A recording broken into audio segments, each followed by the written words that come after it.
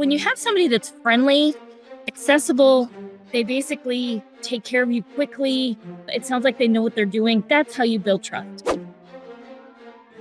Hi, Therese Potter here with Agency Performance Partners, and I am here to talk to you today from the wonderful outside of North Carolina, as it is beautiful and the fall weather is now here. Talk to you about WOW customer service and how to build relationships with clients and how to keep clients, so building trust. Well, you know how you build trust with people who you work with. So you need to kind of reflect on that and think about that for your clients. How would you want somebody to come to you and build trust? Because you need to do that same thing with your client. It's important that we think about educating them, even if we know that it's going to be hard or that they're not going to be happy with what we come up with. Like, say you have an inexperienced driver on an auto policy and you recommend an umbrella policy.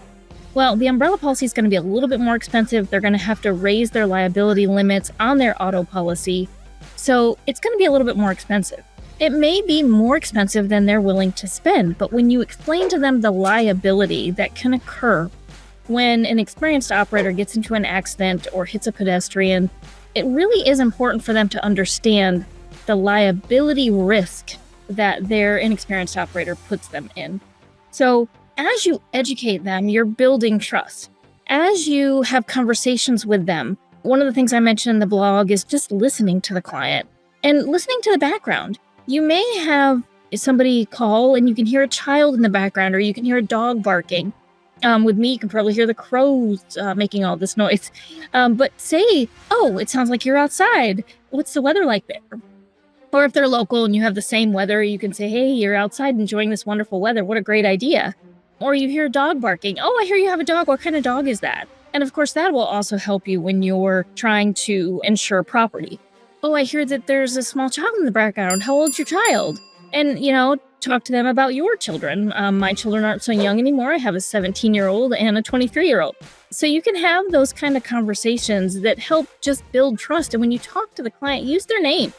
Talk to them. When I call customer service and somebody says their name, I usually repeat their name because I want to use their name. I want to respect them and I want them to know that I know their name and that they're going to help me. I had an experience with an airline recently where I called in the morning and the guy was like, no, I can't help you. No, you have to go online and do that. And I said, no, I've already spoken to somebody. They said I had to call in. Later on, he was like, oh yeah, I do see that you have to call in for this, but my system's not working right now. You'll have to call back later. So I called back later, and I think the guy's name that I talked to was Parker, and he was amazing. He was like, oh, sure, just give me that number.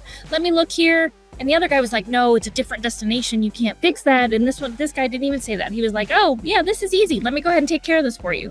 So when you have somebody that's friendly, accessible, they basically take care of you quickly, it sounds like they know what they're doing, that's how you build trust. So make sure that you're building trust with your insurance clients today. Thanks so much for joining me.